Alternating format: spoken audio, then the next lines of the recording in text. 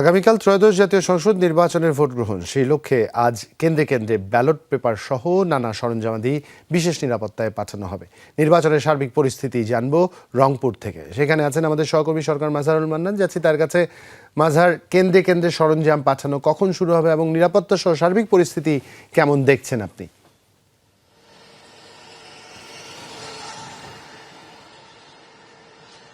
জুবাইর, কেন্দ্রে কেন্দ্রে যে ব্যালট বাক্স সহ অন্যান্য যে সামগ্রীগুলো আছে সেগুলো তো যাওয়া শুরু হবে সকাল 11টা থেকে শুরু হবে, যেটি জেলা স্কুল থেকে এবং পুলিশ লাইন্স মাঠ থেকে শুরু হবে বলে আমাদেরকে জানিয়েছেন। এবং এর আগে সকাল 10টায় র্যাবের পক্ষ থেকে একটি ব্রিফিং করা হবে। আপনি জানেন যে রংপুর সহ রংপুর বিভাগে যে 4546টি যে ভোট কেন্দ্র আছে সেই ভোট কেন্দ্রের মধ্যে অতি ঝুঁকিপূর্ণ আখ্যায়িত করা হয়েছে 827টি ভোট কেন্দ্রকে এবং 1734টি ভোট কেন্দ্রকে কম ঝুঁকিপূর্ণ এবং সাধারণ ভোট কেন্দ্র হিসেবে 1985টি ধরা হয়েছে।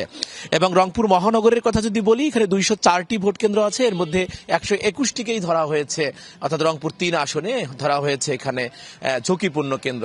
এবং সার্বিক নিরাপত্তা বলয় তৈরি করা হয়েছে, পুলিশের পক্ষ থেকে বলা হয়েছে, রংপুর মহানগর পুলিশের পক্ষ থেকে বলা হয়েছে।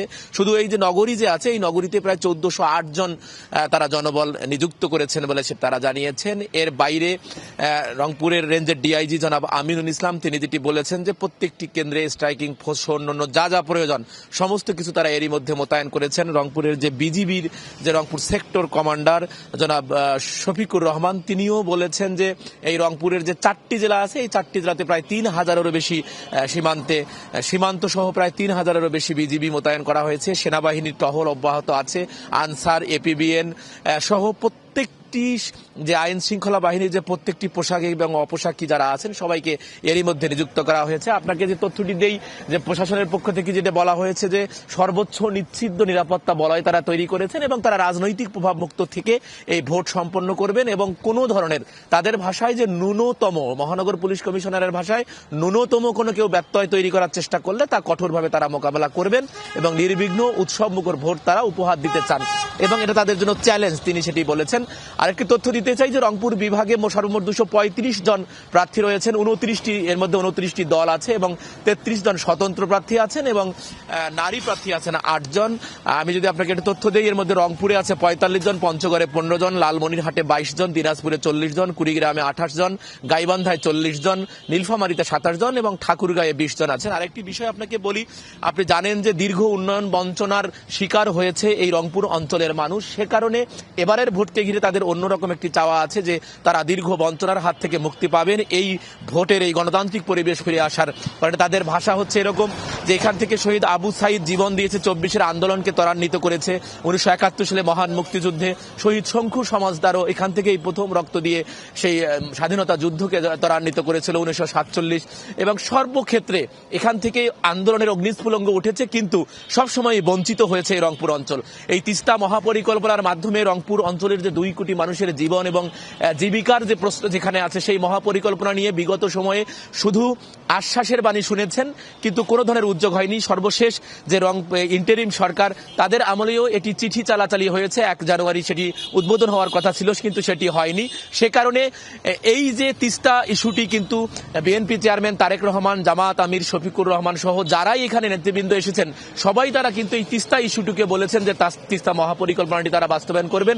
একই সাথে নদী পাড়ের যে একেবারে নীলফামারীর ডিমরা থেকে শুরু করে একেবারে গাইবান্ধার সুন্দরগঞ্জ পর্যন্ত যে কয়টি যে 12টি যে সংসদীয় আসন আছে, সব প্রার্থী কিন্তু তিস্তা ইস্যুতে কাজ করবেন বলে জানিয়েছেন। এর বাইরে আপনি জানেন যে এদিকে শিক্ষার শহর বলা হলেও এখানে পাবলিক বিশ্ববিদ্যালয় খুব কম, মেডিকেল কলেজ কম, সেগুলোর ব্যাপারে তারা দাবি করেছেন। একই সাথে এখানে পাইপলাইনে গ্যাস সরবরাহের কথা তারা বলেছেন, কর্মসংস্থান তৈরির কথা বলেছেন, কৃষি ভিত্তিক যে কৃষির উপর আপনি জানেন যে এই অঞ্চলের কৃষিপণ্য দিয়েই কিন্তু সারা বাংলাদেশ চলে, কিন্তু এই অঞ্চলেই কিন্তু কৃষকরা ন্যায্য মূল্য পায় না এবং উৎপাদন খরচ তারা বেশি। এজন্য জন্য কৃষকদের পক্ষ থেকে, সাধারণ কৃষকদের পক্ষ থেকে একটা দাবি উঠেছে যে যে পার্লামেন্টটি হবে সেই পার্লামেন্টে যেন অবশ্যই কৃষি যে উৎপাদনের যে পণ্যগুলো আছে সেটি যেন ন্যায্য মূল্য হয় এবং তারা যখন পণ্যটা বিক্রি করবেন সেটাও যেন তাদের ন্যায্য মূল্য হয়। এই ধরনের সিস্থা এবং রংপুর যে মেডিকেল কলেজ হাসপাতাল আছে সেই হাসপাতালে আপনি জানেন যে 8 জেলার একটা লোকজন এখানে আসে। এখানে 1000 শয্যার এই হাসপাতালটিতে প্রায় 2500-রও বেশি রোগী প্রতিদিন থাকে। সে কারণে দেখা যায় যে অবস্থাটা খুবই কাহিল হয়ে যায় এবং রংপুর মেডিকেল কলেজ হাসপাতালটাকে বিশ্ববিদ্যালয় করবার যে একটি প্রক্রিয়া শুরু হয়েছিল সেটি ত্বরান্বিত করা।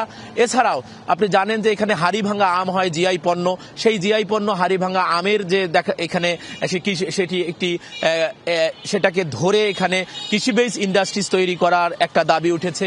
একই সাথে আপনি জানেন যে শতরঞ্জি যেটা উৎপাদন হয় এখান থেকে যেটা বিদেশে যায় কিন্তু এখানেও উদ্যোক্তা বেশি তৈরি হয় না, সেই উদ্যোক্তা শতরঞ্জিকে ঘিরে, শতরঞ্জিও জিআই পণ্য ঘোষণা করা হয়েছে, সেটিকে ঘিরেও একটা যেন কর্মযজ্ঞ তৈরি করা যায় সেটা কিভাবে সম্ভব সে বিষয়েও কিন্তু এইখানকার যারা ভোটার আছেন তারা বলেছেন এবং নারীরা এখানকার সব থেকে বঞ্চিত সেই জায়গাতেও কাজ করা কিভাবে করা যায় সেই দাবি তারা তুলেছেন।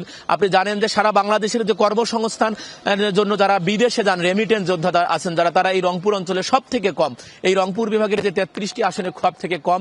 সে কারণে এখান থেকে একটা দাবি উঠেছে যে এবং যারা প্রার্থী আছেন তারাও সেখানে তারা ইস্তেহার দিয়েছেন যে তারা এই কর্মসংস্থানের জন্য রেমিটেন্স যোদ্ধাদেরকে বাইরে পাঠানোর জন্য তারা প্রশিক্ষণ দিবেন এবং প্রশিক্ষণের মাধ্যমে তারা ভালো জনশক্তি পাঠাবেন, এখানে রেমিটেন্স আসবে অর্থাৎ এবং অবকাঠামো উন্নয়নের কথা যদি বলি সেটিও কিন্তু এখানে ব্যাপকভাবে আলোচিত হয়েছে এবং যে শিক্ষা প্রতিষ্ঠানের যে ঘর বা বিল্ডিং আছে সেই বিল্ডিংয়েও কিন্তু নেই, সেটিও তারা করবার দাবি করেছেন। একই সাথে যে জিনিসটি বারবার বলা হচ্ছে এই যে এবারের নির্বাচনটাকে এই ঘিরে আপনি জানেন যে গতকাল থেকেই প্রচুর পরিমাণে ঢাকা এবং বাইরে যারা কর্মরত ছিল তারা কিন্তু এসে পড়েছেন এবং অনেকেই আসছেন। আজকে আমরা সকালেও খবর নিয়েছি যে প্রচুর পরিমাণে মডার্ন মোড়ে এই অঞ্চলের মানুষকে দেখা গেছে এবং তারা যেটা বলছেন যে ঈদ উৎসবের আয়োজনে তারা এখানে এইটি দিতে চান এবং দীর্ঘ সময় বঞ্চিত ছিল এই অঞ্চলের ভোটাররা, ভোট দিতে পারেননি, সেই ভোটারদের একটা আগ্রহটা আমরা বেশি লক্ষ্য করেছি। অসংখ্য ধন্যবাদ মাজার।